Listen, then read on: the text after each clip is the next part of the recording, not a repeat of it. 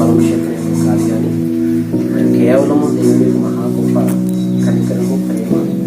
దాన్ని బట్టి ఈ రోజున ఈ సమయంలో ఇలాగా మరి కొడుకుని మరి ప్రార్థన చేస్తూ ఇలా కొడుకుని మేము దేవుని ఆరాధించి దేవుని శుద్ధిస్తున్నాం తప్ప మా యొక్క అధికారులు బట్టి అంత మాత్రం కాదు. కేవలము ఆయన మహా గొప్ప కనికరము, ప్రేమ బట్టి దేవుని సూత్ర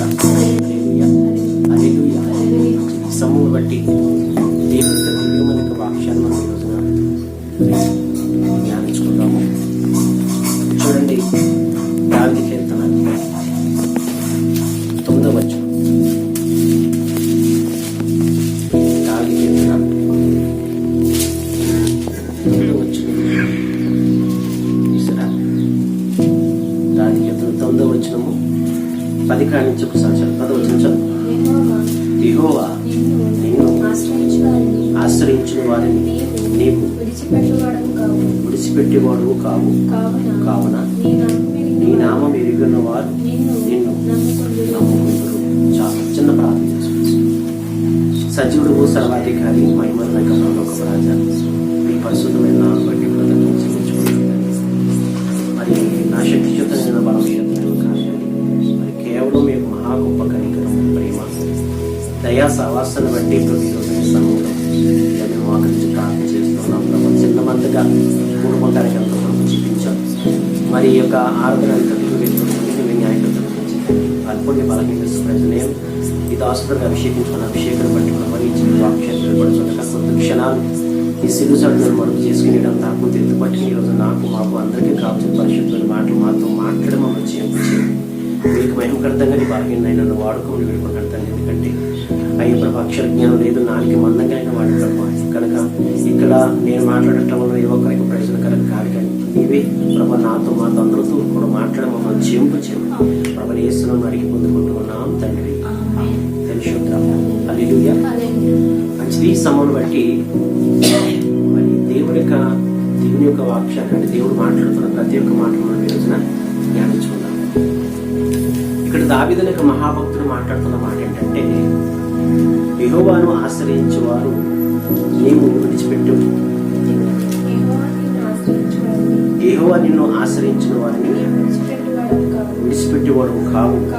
కావున నీ నామం ఎరిగి ఉన్నవారు నిన్ను నమ్ముకుంటారు.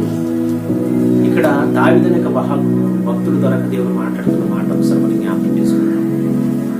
యెహోవా నిన్ను ఆశ్రయించిన వారిని నీవు విడిచిపెట్టేవాడు కావు. అవును, ఆయన చెంతకొచ్చిన వారిని ఎంత మాత్రం కూడా ఆయన దేవుడు త్రోసివేసుకోవడం కాదు. ఆయన ఆశ్రయించాక ఏ ఒక్కరిని కూడా విడిచిపెట్టేవాడు కాదు. అయితే ఇక్కడ మనం గమనించుకోవాల్సింది ఏంటంటే, దేవుణ్ణి ఆశ్రయించాలట. దేవుని మనం ఆశ్రయించకపోతే, దేవుని యొక్క సహాయం అనేది మనము కోరుకోకపోతే మనం ఏమాత్రము కూడా సురక్షితముగా క్షేమముగా భూమి మీద ఉండలేము. మనము సురక్షితముగా భూమి మీద మనం నివసించాలంటే కనుక దేవుని యొక్క సహాయము మనం పొందుకోవాలి. దేవుని యొక్క సహాయం మనం పొందుకోవాలి. అందుకనే కదా లోక సూత్రం ఉంటుంది ఏంటంటే, కోడి తన పిల్లల్ని ఎలాగైతే తన యొక్క రెక్కల చేసిన భద్రపరుచుకుంటుందో, అలాగే దేవాది దేవుడి యొక్క రెక్కల చాటున మనము నివసిస్తున్నప్పుడే మరి మనకు భద్రత, మనకు క్షేమం. మనకు భద్రత, క్షేమం అనేది ఎక్కడ ఉందంటే కేవలము దేవుని యొక్క రెక్కల చాటునే. ఆయన యొక్క రెక్కల చాటున మనం నివసించకపోతే కనుక ప్రియ సహోదరుడా, కోడి తన యొక్క పిల్లలు తన యొక్క రెక్కల చాటున ఉండకుండా ఆ యొక్క కోడి యొక్క రెక్కల యొక్క నీళ్ళ నుంచి బయటికి ఎప్పుడైతే మరి వెళ్తాయో, ఆ వెళ్ళినప్పుడే మరి ఎంతో కాకు మరి దానికి ఆహారంగా చేసుకుంటాయి. అలాగే దేవుని యొక్క రెక్కల చాటున మనం నివసించకపోతే, దేవుని యొక్క నీడలో మనం ఉండలేకపోతే కనుక మన జీవితం కూడా అట్టి మాదిరిగానే మరి నాశనానికి పక్కన వెళ్ళిపోయే అవకాశం ఉంది. కాబట్టి ఇక్కడ చెప్తున్నాడు, యెహోవా నిన్ను ఆశ్రయించిన వారిని నీవు విడిచిపెట్టేవాడు కావు. మనమందరము కూడా భూమి మీద క్షేమముగా ఉండాలంటే, సురక్షితంగా ఉండాలంటే కనుక దేవుణ్ణి ఆశ్రయించాలి. దేవుని యొక్క రెక్కల చాటున ఉండాలి అన్న ఆశ కోరిక మనం ఎంతగానో కలిగి జీవించాలి. అలా జీవించకుండా మన నీతి మీద, మన బలం మీద, మన జ్ఞానం మీద మనం ఆధారపడి ముందుకెళ్తే కనుక మనకి మాత్రము కూడా క్షేమం అంటూ ఈ భూమి మీద లేదు. అందుకని కదా దావీదునక మహాభక్తుడు ఒకసారి అంటాడు ఏమంటాడంటే, కొండల తట్టు కళ్ళు తెచ్చున్నాను, నాకు ఎవరి వలన సహాయం అందును, యెహోవానే కదా అంటాడు. అంటే ఆ మాటకు అర్థం ఏంటంటే, మనము సురక్షితముగా క్షేమముగా ఉండాలనుకుంటే కనుక లోకం తట్టు తిరిగితే కనుక, కొండలనక లోకం తట్టు తిరిగితే మనకు క్షేమం లేదు. ఎక్కడ మనకు క్షేమము అంటే ప్రేసోడా యెహోవే కదా నాకు సహాయకుడు. యెహోవే మనకు సహాయకుడు, యెహోవే మనకి సహకారిగా మనకి సహాయం చేసేది.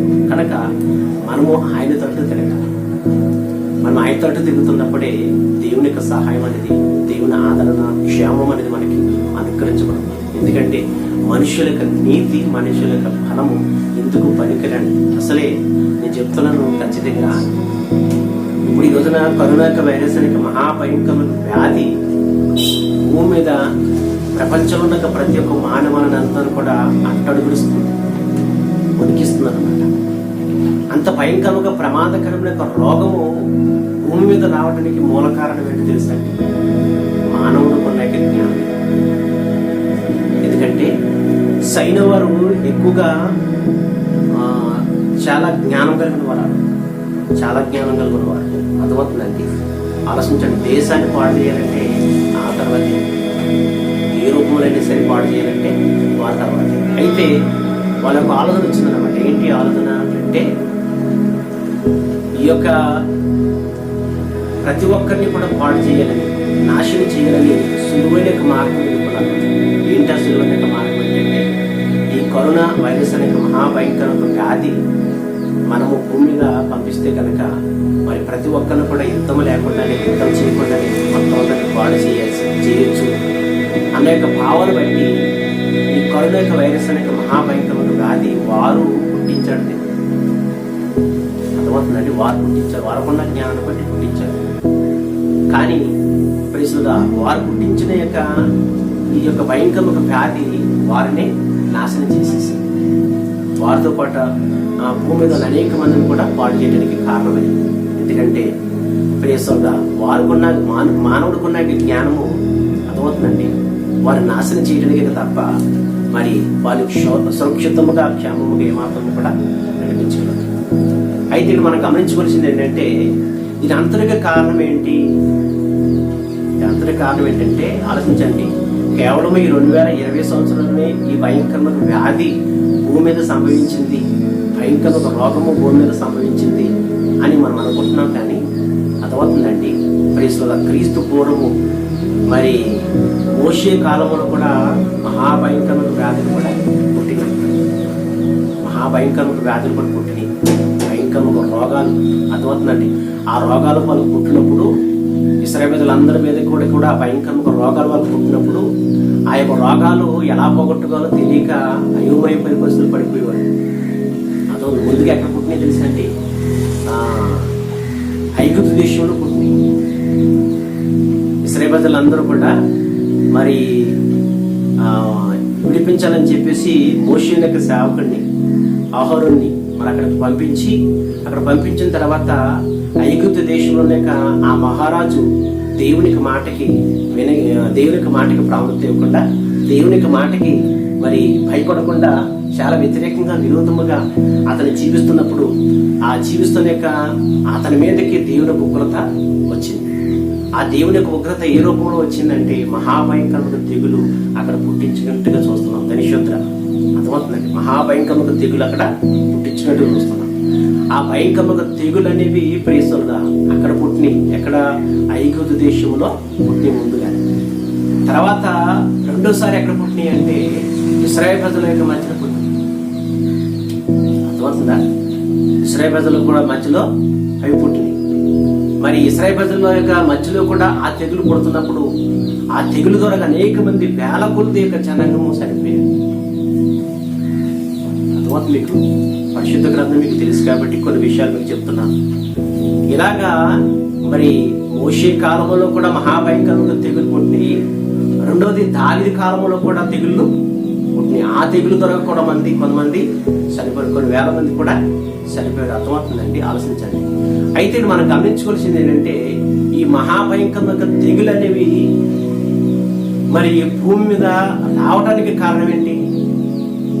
ఈ మహాభయంకరంగా తెగులు అనేవి మరి ఐగుప్తు దేశంలో ఆ తెగులు రావడానికి కారణం ఏంటి? అలాగే ఇశ్రాయేలు ప్రజల యొక్క మధ్యన ఆ తెగులు రావడానికి కారణం ఏంటి? దావీదు కాలంలో కూడా ఆ తెగులు రావడానికి కారణం ఏంటి? ఈ రోజున మన జీవితంలో కూడా ఈ మహాభయంకరంగా తెగులు రావడానికి మూల కారణం ఏంటి అనేది మనం పరిశీలన చేసుకుంటున్నప్పుడు ప్రియ సోదరుడా ఒకసారి మనం జ్ఞాపకం చేసుకుంటాం. పరిశీలన చేసుకుంటున్నప్పుడు ఆ తెగులు రావడానికి కారణం ఏంటి చెప్పగలుగుతారా? ఆ తెగులు రావడానికి మూల కారణం ఏంటంటే తెలుసండి ప్రశ్న, మానవుడు చేసిన పాపం. మానవుడు దేవునికి తిరుగుబాటు చేస్తున్నాడు. మానవుడు దేవుని జ్ఞానానికి కానీ, దేవుని యొక్క నీతికి కానీ, దేవుని యొక్క బలానికి కానీ లోబడకుండా మానవుడు దేవునికి వ్యతిరేకంగా జీవిస్తున్నాడు. దేవునికి వ్యతిరేకంగా విరోధముగా జీవిస్తున్నాడు. దేవునికి వ్యతిరేకంగా దేవునికి విరోధముగా ఎప్పుడైతే అతను జీవిస్తున్నాడో ఆ జీవిస్తున్న యొక్క జీవితాన్ని బట్టి దేవుడు మహాభయంకరమైన తెగులనేవి మరి వారి యొక్క మధ్యన పుట్టిస్తూ ఉన్నాడు. నిశ్శబ్ద అర్థమవుతుందండి. మహాభయంకరమైన తెగులు భూమి మీద రావడానికి, మానవుల మీద రావడానికి కారణం ఏంటంటే ప్రియ సహోదరుడా, ఆ కాలంలో ఐగుప్తు దేశంలో ఫరో యొక్క ఆ దేశంలో మహాభయంకరమైన తెగులు రావడానికి కారణం ఏంటంటే ఫరో కావచ్చు, ఫరో యొక్క ప్రజలు కావచ్చు, మరి దేవుని యొక్క మాటకి వ్యతిరేకంగా జీవించారు. దేవునికి వ్యతిరేకంగా, దేవునికి విరోధముగా ఎప్పుడైతే వారు జీవించారో ఆ జీవించిన వారి మీదకి దేవుడు మహాభయంకరమైన తెగులు పుట్టించాడు. నేను సోదరా హల్లెలూయా. రెండో విషయం ఏంటంటే ఇశ్రాయేలు ప్రజల్లో అందరి మీద, ఇశ్రాయేలు ప్రజల్లో కూడా ఆ మహాభయంకరమైన తెగులు రావడానికి కారణం ఏంటంటే ఇశ్రాయేలు ప్రజలు కూడా దేవునికి వ్యతిరేకంగా జీవించారు. దేవునికి విరోధముగా జీవించారు. దేవునికి లోబడకుండా, దేవుని యొక్క భయభక్తులు కలిగి జీవించకుండా, దేవునికి మాట ప్రకారంగా వారు నడుచుకోకుండా దేవునికి వ్యతిరేకంగా జీవించారు కనుక దేవునికి కోపం పుట్టి మహాభయంకరములుగా వారు జీవించారు కనుక మరి ఆ ఇశ్రాయేలు ప్రజల మధ్యలో కూడా ఆ భయంకరమైన తెగులు అనేవి రావడానికి కారణమైంది. నిశ్శబ్ద అర్థమవుతుందండి. ఈ రోజున ఆలోచించండి, అంజజనులు కావచ్చు, అంజజనుల మీద కావచ్చు, అర్థమవుతుందండి, మరి క్రైస్తవుల మీద కూడా కావచ్చు, ఈ మహాభయంకరమైన తెగులు రావడానికి కారణం ఏంటి? చాలా మంది అనుకుంటారు, మరి దేవుని కోపాగ్ని అంటే అంజజనుల మీదకి రావాలి కదండి, మరి క్రైస్తవుల మీదకి ఎందుకు వస్తున్నాయండి అనవచ్చు. అయితే అర్థమవుతుందండి, క్రైస్తవుల మీద ఎందుకు వస్తున్నాయి? దేవుని కోపాగ్నికి ప్రతి ఒక్కరు సమానమే. దేవునికి లోబడి దేవుని ఆశ్రయించిన వారి యొక్క జీవితం వారికి సహాయం దేవుడు చేస్తాడు. కానీ ఈరోజు క్రైస్తవులు కూడా దేవునికి వ్యతిరేకంగా, దేవునికి విరోధముగా జీవించేవారు ఎంతో మంది ఉన్నారండి భూమి మీద. క్రైస్తవులని పేరు మాత్రమే తప్ప వారు దేవుని మాటకు లోబడుతున్న వారు కాదు, దేవుని ఆశ్రయించిన వారు కాదు, దేవునికి మహిమగతంగా బ్రతుకువారు కాదు. అర్థమవుతుందండి, ఆలోచించండి. ఈ రోజున క్రైస్తవులు అర్థమవుతుందండి, ఈ రోజున ప్రియసులుగా దేవుణ్ణి ఆశ్రయిస్తే, దేవుడికి పరిపూర్ణంగా నువ్వు చోటిస్తే కనుక ఎందుకు మహాభయంకరమైన ప్రమాదాలు ఈ రోజున క్రైస్తవులు కూడా చుట్టుకుంటాయి? ఇక్కడ ఏమన్నాడు? ఖచ్చితంగాను యెహోవా నిన్ను ఆశ్రయించిన వారిని నీవు విడిచిపెట్టువాడు కావన్నాడు. యెహోవాను ఆశ్రయించిన వారిని దేవుడు ఏమాత్రం విడిచిపెట్టినాడు కదా, విడిచిపెట్టినాడు కదా. మరి ఎందుకు క్రైస్తవుల మీద కూడా వస్తున్నాయి? క్రైస్తవుల కూడా మీద కూడా ఎందుకు వస్తున్నాయి ఆ మహాభయంకరమైన తెగులు అంటే వాళ్ళు కూడా దేవునికి వ్యతిరేకంగా జీవించిన వారే. పేరుకి మాత్రం క్రైస్తవులని పేరు చెప్పుకుంటే తప్ప వారు వాక్యానుసరమైన జీవితం లేదు వారి జీవితంలో. వారికి దేవునికి మహిమకరమైన జీవితాన్ని జీవించలేదా? వాడు దేవునికి మహిమకరమైన జీవితాన్ని జీవించకపోవటమే ఈ రోజున క్రైస్తవుల మీద పడి మహాభయంకరమైన వ్యాధి రావడానికి కారణం. నిశ్శబ్ద హల్లెలూయా, హల్లెలూయా. ఆలోచించండి పరిస్థితులు. అయితే మనం గమనించుకోవాల్సింది అంటే ఈ రోజున మరి ప్రపంచంలో ప్రతి ఒక్కరిని కూడా కరోనా యొక్క వైరస్ యొక్క మహాభయంకరమైన వ్యాధి భూమి మీద సంభవిస్తున్నప్పుడు, మరి సంభవిస్తున్న ఈ యొక్క మహాభయంకరముగా ఈ ప్రమాదములో ఎవరిని ఆశ్రయించాలంటూ చెప్పండి సార్? ఎవరిని ఆశ్రయించాలి? దేని శోధ చెప్పండి, ఎవరిని ఆశ్రయించాలి? దేవుడైన యెహోవాను ఆశ్రయించాలి. దేవుడైన యెహోవాని ఎందుకు ఆశ్రయించాలి? ఎందుకు ఆశ్రయించాలి తెలుసండి? ఆలోచించండి. ఎందుకంటే ప్రాణం పెట్టడానికి సమర్థుడైన, ప్రాణం తీయడానికి కూడా ఆయన సమర్థుడు. ఆయనకి అసత్యం లేదులో లేదు, సమస్తమును సాధ్యం.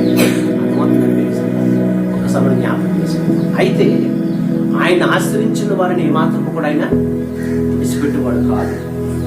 ఒకవేళ నువ్వు పాపం చేసి ఆ పాపాన్ని బట్టి మహాభయంకరమైన ప్రమాదం జీవితంలో వస్తున్నాను, ఆ వస్తున్న దాన్ని బట్టి నువ్వు ఏం చెప్పుడు? యెహోవాని ఆశ్రయించాలి. యెహోవాని ఆశ్రయించాలి. యెహోవాని ఆశ్రయించకపోతే, యెహోవాకు లోబడకపోతే, యెహోవాకి అన్ని విషయములు కూడా మనము జీవించకపోతే, లోబడి జీవించకపోతే కనుక ఇక మన జీవితము మరి మన జీవితము పతనానికి, నాశనానికి వెళ్ళిపోయే భయంకరంగా పరిస్థితులు పడక తప్ప క్షేమం వంటి మన జీవితంలోకి గమనించండి. అందుకని కొన్ని విషయాలు మీకు చెప్పాలి.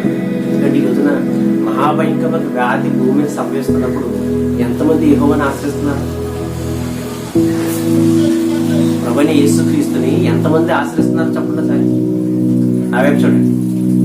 ప్రభువైన యేసుక్రీస్తుని ఎంతమంది ఆశ్రయిస్తున్నారు? ఆశీర్వదిస్తున్నారా? ఆయన సహాయం కోరుకుంటారా? ఆయన సహాయం కోరుకుంటారా? చూడండి, నేను ఈ కరోనా వైరస్ ఎప్పుడైతే ప్రారంభమైన తర్వాత ఆరోగ్యంలో ఆఫ్ చేసేసారు గవర్నమెంట్ వారు.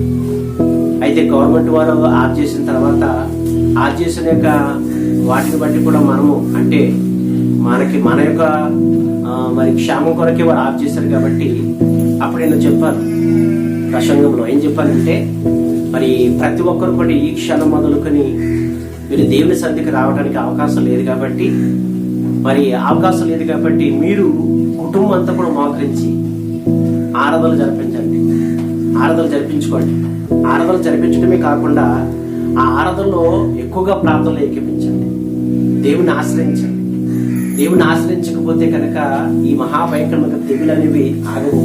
రెండోది, ఈ తెగుళ్ళ నుంచి మనం బయటికి పడలేము. కాబట్టి ప్రతి ఒక్కరు కూడా మరి ఈ రోజు నుంచి ఆరాధన క్రమాలు అనేవి ఆగినాయి. కాబట్టి మరి ప్రతిరోజు కూడా తెగుల నిమిత్తమై మీరు అనుదిన ప్రార్థనలో జ్ఞాపం చేసుకోండి. ప్రార్థనలు ఎక్కువ గడపండి. ఎందుకంటే అంతకుముందు అయితే పనులు బట్టి బిజీలు పడిపోయాం కాబట్టి సరిగ్గా ప్రార్థనలు మనము చేసుకోలేకపోయాం. కానీ ఇప్పుడు పనులు చేసుకోవడానికి కూడా అవకాశం లేదు. కాబట్టి మరి ఇప్పుడు మనకు చేయవలసిన పని ఏంటంటే మరి ప్రార్థనలు గడపటమే, దేవుని సొంతలు గడపటమే, దేవుని యొక్క ఎదట మనం గడపటమే తప్ప మరి మనం ఇంకా దానికన్నా మించింది ఏది మనము చేయలేము. ఏం చేసినా మన వల్లే మాత్రం కూడా కాదు. ఎందుకంటే ఈ రోజున సైస్టులు కావచ్చు, డాక్టర్లు కావచ్చు, ఎవరైనా సరే మరి యొక్క మందు కట్టుబెట్టడానికి ఎవరు సరిపోము. అంతా దైవ కృప అని అంటున్నారు చాలా మంది కూడా. ఎంతో గొప్ప డాక్టర్లే పేరు పొందుకున్న డాక్టర్లు చేతులు చేశారు. మా వల్ల కాదు, ఇంకా ఆ దైవ కృపే తప్ప మా వల్ల కాదని ఖచ్చితంగా చెప్పారు. కాబట్టి ఇంకా మానవుడు వల్ల ఈ మహాభయంకరమైన రోగం అనేది మరి ఆగటం అనేది అసాధ్యం. కాబట్టి ఎవరి వల్ల సాధ్యం అవుతుంది? ఇది ఏమన్నాడు దేవుడు? నీకు అసాధ్యమేమో కానీ నాకు అసాధ్యం అని ఏదునో లేదన్నాడు. కాబట్టి దేవునికి సాధ్యం కాబట్టి మనం ఏం చేయాలి? దేవుని ఆశ్రయించాలి. దేవునికి సహాయం కోరుకోవాలి. దేవునికి సహాయం కోరుకోకపోతే, దేవుని ఆశ్రయించకపోతే మనకి ఎలాగే ఈ భయంకరమైన ప్రమాదం నుంచి తప్పించుకోగలుగుతాము? తప్పించబడాలంటే కనుక దేవుణ్ణి ఆశ్రయించాలి. దినేశ్వర హల్లెలూయా, హల్లెలూయా. అర్థమవుతుందండి. ఒక రోజున ఎలీషుని మహాపట్టణానికి మహాభయంకరమైన ప్రమాదం రాబోతుందని మరి ఇర్మీయా యొక్క సేవకుడు ద్వారా దేవుడు బయలుపరిచాడు. వింటున్నారా? దేవుని యొక్క సేవకుడు ద్వారా దేవుడు బయలుపరిచాడు. ఇర్మీయా యొక్క సేవకుడు ద్వారా దేవుడు బయలుపరిచాడు. ఎలా బయలుపరిచాడు అంటే దేవుని యొక్క సేవకుడైన ఇర్మీయా యొక్క ప్రవక్త ద్వారా దేవుడు బయలుపరిచాడు. ప్రమాదం రాబోతుంది, అపాయం రాబోతుంది. కాబట్టి ఆ అపాయం నుంచి తప్పించబడాలంటే, ఆ ప్రమాదం నుంచి తప్పించబడాలంటే కనుక మీరందరూ కూడా ఏం చేయాలంటే ప్రతి ఒక్కరు కూడా దేవుని ఆశ్రయించాలి అని చెప్తారు. అవునా కదా? ఏం చెప్పాడైనా? ఇర్మీయా అనే భక్తుడు ఏమని చెప్పాడు? దేవుని ఆశ్రయించాలి మీరందరూ కూడా. ఎందుకంటే ప్రమాదం రాక ముందే చెప్తాడు కొన్ని మెలుకులు. దేవుడు. ఎందుకంటే దేవుడు మనల్ని ప్రేమిస్తున్నాడు కనుక ఎంతగా దేవునికి వ్యతిరేకంగా జీవించినా, ఎంతగా దేవునికి విరోధముగా జీవించినా కానీ దేవుని ప్రేమ మీద, దేవుని యొక్క ప్రేమ మాత్రము మన మీద ఎప్పుడు కూడా ఎల్లకాలం కూడా ఉంటుందంట. దేశోత్తర హల్లెలూయా. అర్థమవుతుందండి. అంతే కాబట్టి ప్రమాదము వచ్చే ముందే చెప్తాడు దేవుడు. అర్థమవుతుందండి. ఎందుకంటే ఏదేమో తోటలో ఆ పండు తినొద్దని చెప్పేసి ముందే చెప్పాడు కదా. ఆ పండు తింటే కనుక నిత్యం సత్తామని చెప్పేసి ముందే చెప్పాడు. పండు పెట్టడమే కాదండి, పండు పెట్టిన తర్వాత కూడా ఆ పండు తినొద్దని చెప్పేసి ముందుగానే అని చెప్పాడు. అర్థమవుతుందండి. అలాగే నువ్వు పాపాలు బట్టి, నీ దోషాలు బట్టి, నీ అతిక్రమలు బట్టి నువ్వు పాపంలో పడిపోయి కంటే ఆ పాపం ద్వారా ప్రమాదం రాబోతుంది. ఆ ప్రమాదం నుంచి తప్పించబడాలంటే కనుక తన ఉపాయం కూడా చెప్పేస్తాడు దేవుడు. దాన్ని తప్పించుకునే మార్గం కూడా దేవుడు చూపిస్తాడు. అలాగే ఇరిమేని యొక్క సేవకుడితో దేవుడు బయలుపరిచిన తర్వాత వాళ్ళు విన్నారా? దేవుని మాట విన్నారా? కానీ ఆ మాట ప్రకారం వారు చేశారా? చేయలేదు. వాడు అర్థమవుతుందండి. కన్నీరు కాల్చుతున్నాడండి ఇర్మియా. ఎవరి నిమిత్తం అనుకుంటారో? రాబోయే ప్రమాదం నిమిత్తమే. అర్థమవుతుందండి. ఇర్మియా కన్నీరు కాలుస్తున్నాడు. చూడండి ఒకసారి ఇర్మియా రాసిన పత్రిక 9వ అధ్యాయం ఫస్ట్ నుంచి చదవండి సార్. కన్నీరు కాల్చుతున్నాడు లేదు చూద్దాం. ఇర్మియా రాసిన పత్రిక 9వ అధ్యాయం ఫస్ట్ నుంచి చదవండి. నా జనుల్లో హతమైన వారిని కూర్చి నేను దేవరాత్రులు కన్నీరు విడిచినట్టు నా తల జనమాయు గాను, నా కన్ను కన్నీళ్లు ఓటగాను ఉండునుగాక. చాలు ధనిక్షేత్ర. చూడండి, ఇక్కడ ఇర్మియా యొక్క భక్తుడు పెట్టారా? ఇర్మియా యొక్క భక్తుడు ఇక్కడ అర్థమవుతుందండి. ఇప్పుడు నా జనులు హతమైన వారిని కూర్చి కన్నీరు కారుతున్నాడట. హతమైన వారిని కూర్చి అర్థమవుతుందండి. ఆలోచించండి. ముందుగానే చెప్తున్నాడు దేవుడు. ముందుగానే చెప్తున్నాడు. ప్రతి ఒక్క విషయమును కూడా ముందుగానే చెప్తున్నాడు. రాబోతుంది ప్రమాదం అని ముందుగానే చెప్తున్నాడు. అలాగే ఈ కరోనా వైరస్ అనే మహాభయంకరమైన వ్యాధి రాకకు మునిపే మరి బలిపీఠం నిలబడుతున్నప్పుడు ఎన్నో రకాలుగా దేవుడు హెచ్చరించాడు. సాతాను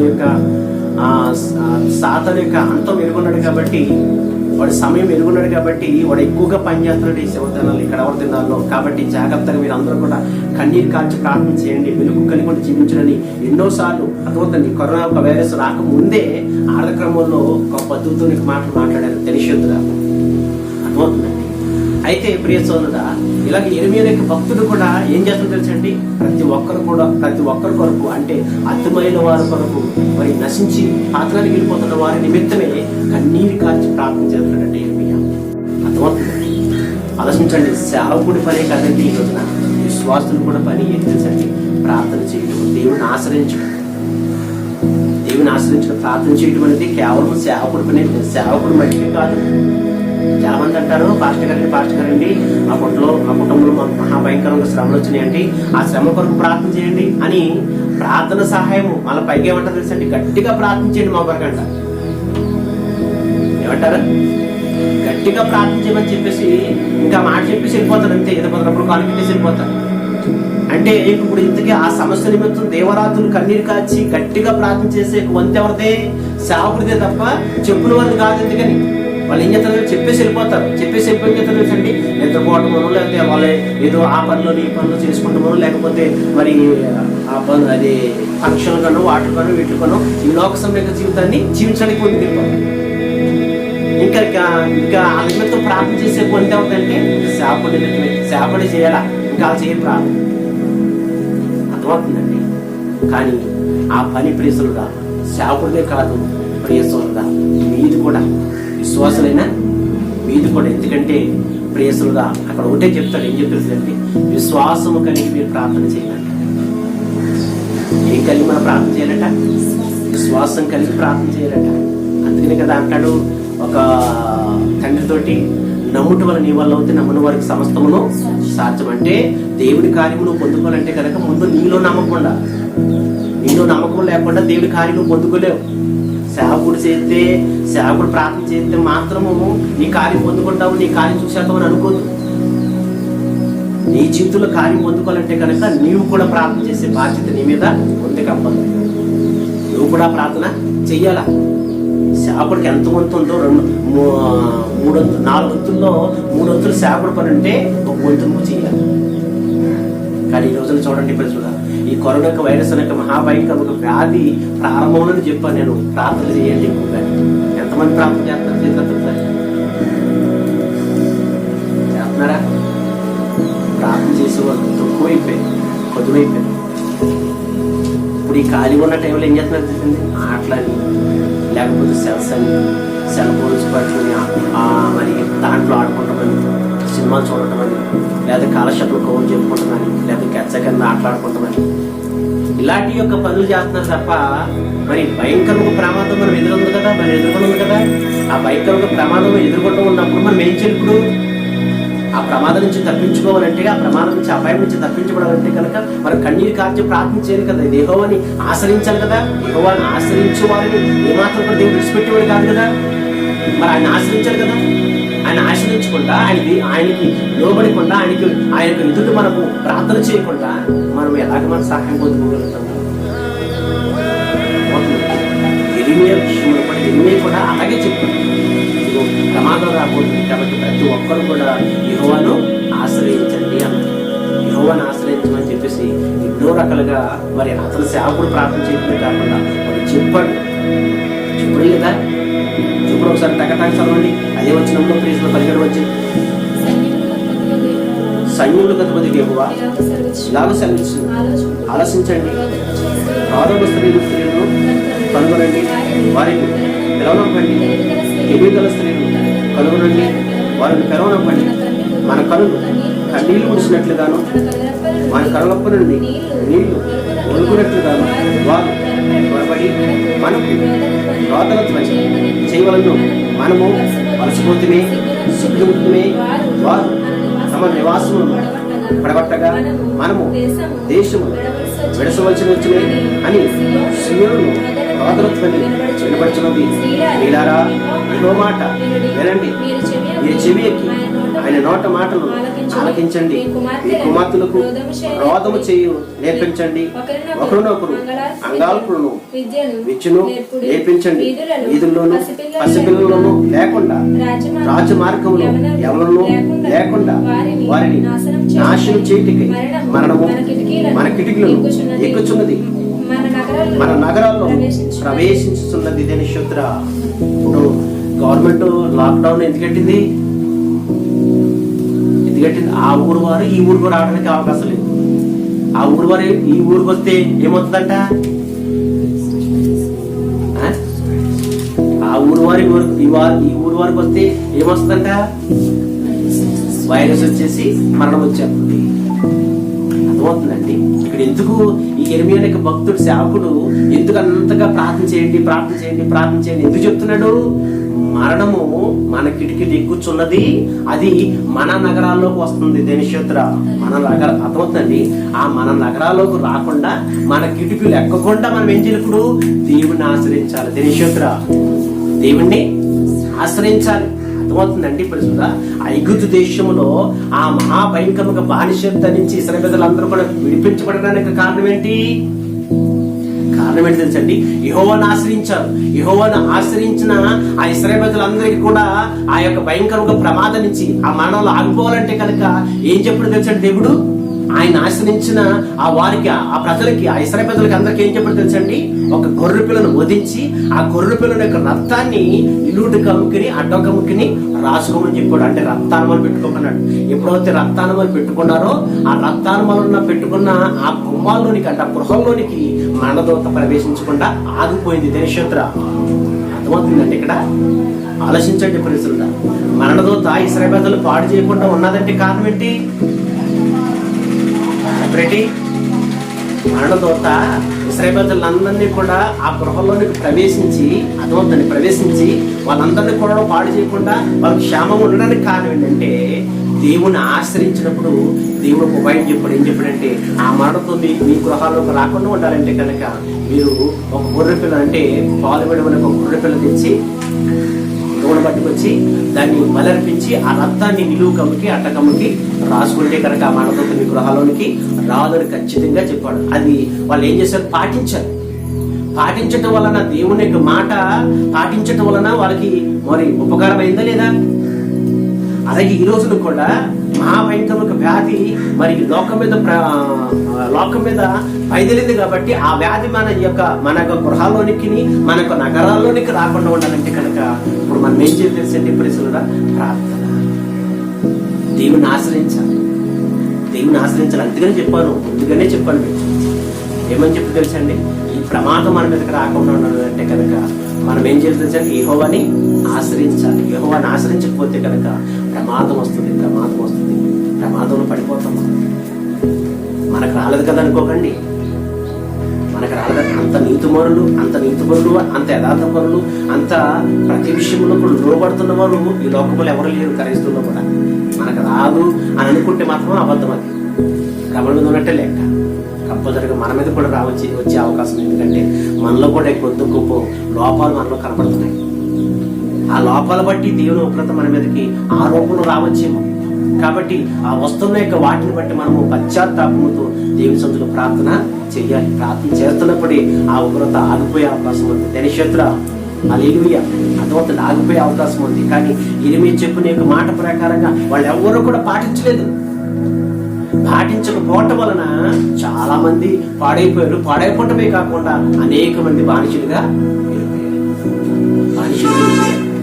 అర్థమవుతుందండి ప్రస్తుతం. అప్పుడు ఈ యొక్క మన పశ్చిమ గోదావరి జిల్లాలో ఎవరికైనా వైరస్ వచ్చిందనుకోండి, ఈ వైరస్ వచ్చిన వారిని, ఈ రోగం వచ్చిన వారిని ఎక్కడ తీసుకెళ్తున్నారు? ఇప్పుడు హైదరాబాద్ తీసుకెళ్ళిపోతున్నారు. ఎక్కడ వైద్యం లేదంట. అర్థమవుతుంది. హైదరాబాద్ తీసుకెళ్ళి అక్కడ చేస్తున్నారు వైద్యం ధనిషత్తుగా.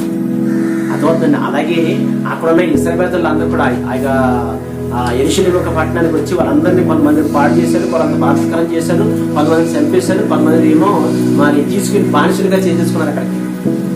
అర్థమవుతుందండి. అలాగా చాలా మంది కొన్ని రకాలుగా నశించిపోయారు. అయితే ఆ నశించిపోయిన తర్వాత, పాడైపోయిన తర్వాత అప్పుడు మరి ప్రశ్నగా ఆ యొక్క యెరూషలేము దేశంలో రాజులైన వారు కొంతమంది మరి ఇరిమియా దగ్గరికి వచ్చి అడుగుతున్నారు. చూడండి ఒకసారి మరి సోదరుడా, ఇరిమియా రాసిన పత్రికలోనే మరి 42వ అధ్యాయం పొంచుకొని చదువుతుంది ఒకసారి.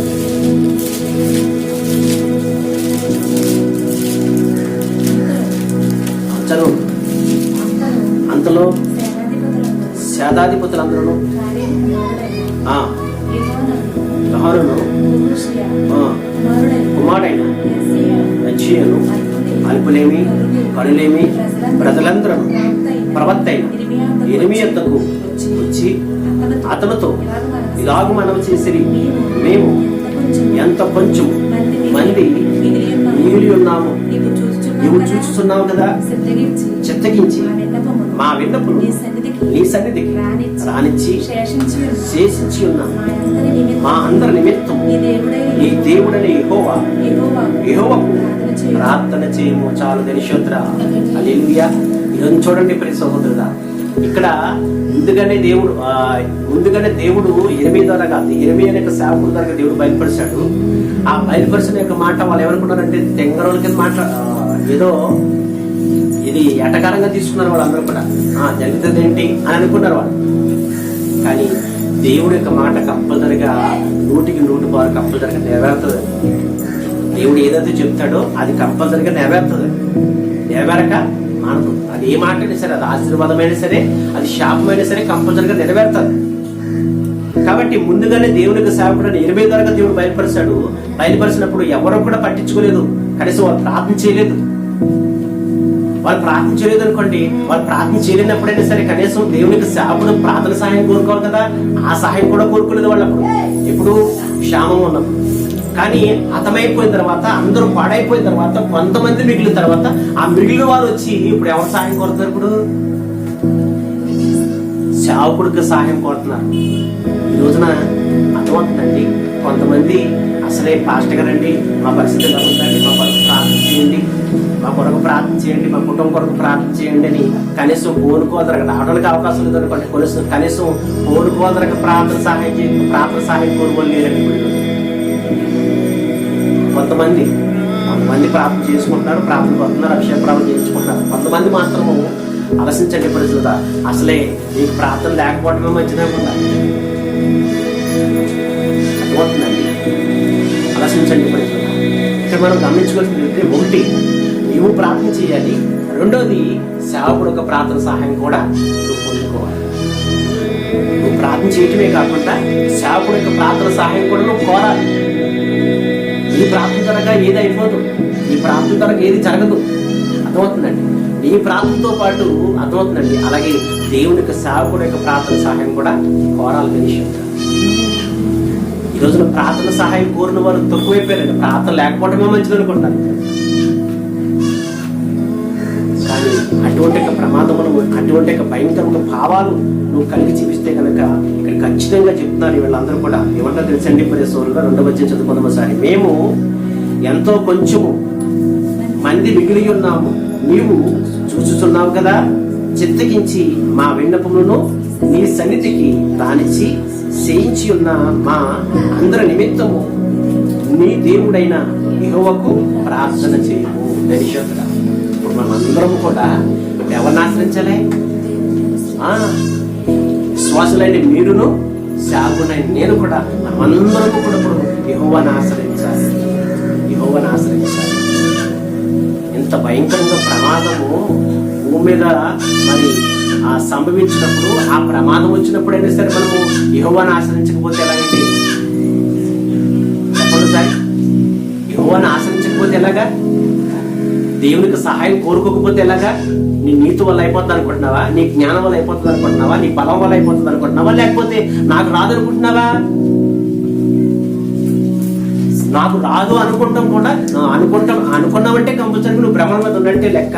ఎందుకంటే ఆయన అంతం ఎప్పుడు ఏ సమయంలో ఏ రూపంలో వస్తుందో తెలీదు.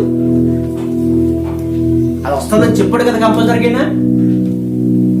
యేసుప్రభు శిష్యులు అడిగారు, అయ్యా నీ రాకడికి ఏమి సూచనలు చెప్పేసి అన్నాడు. ఏమి సూచనలు ఇస్తామని చెప్పేసి అన్నప్పుడు గొప్ప మనమని చెప్పాడు అక్కడ యేసుప్రభు శిష్యులకి. నేను రాకడికి ముందుగా కొన్ని సూచనలు జరుగుతాయని చెప్పాడు. అవి జరుగుతున్నాయి. ఇప్పుడు ఈ ప్రమాదం కాదు, ఇంకా ముందు ఇంకా మహాభయంకరంగా ప్రమాదం ఉన్నాయండి. ధనిక్షేత్ర ఈ ప్రమాదం అనుకుంటారేమో, ఇంతకన్నా మహాభయంకరంగా ప్రమాదంలో ముందు ఉన్నాయి. ఆ ప్రమాదం నుంచి నువ్వు తప్పించబడాలంటే, ఈ ప్రమాదం నుంచి తప్పించబడి రాబోయే ప్రమాదం నుంచి తప్పించబడాలంటే కనుక ముందుగా దేవుని ఆశ్రయించాలి. దేవుణ్ణి ఆశ్రయించాలి. దేవుణ్ణి ఆశ్రయించిన వారే సురక్షితముగా క్షేమంగా ఉండగలుగుతారు. అర్థమవుతుందా? చూడండి ఒకసారి తాగికెత్తున్న 78 త్వరగా 78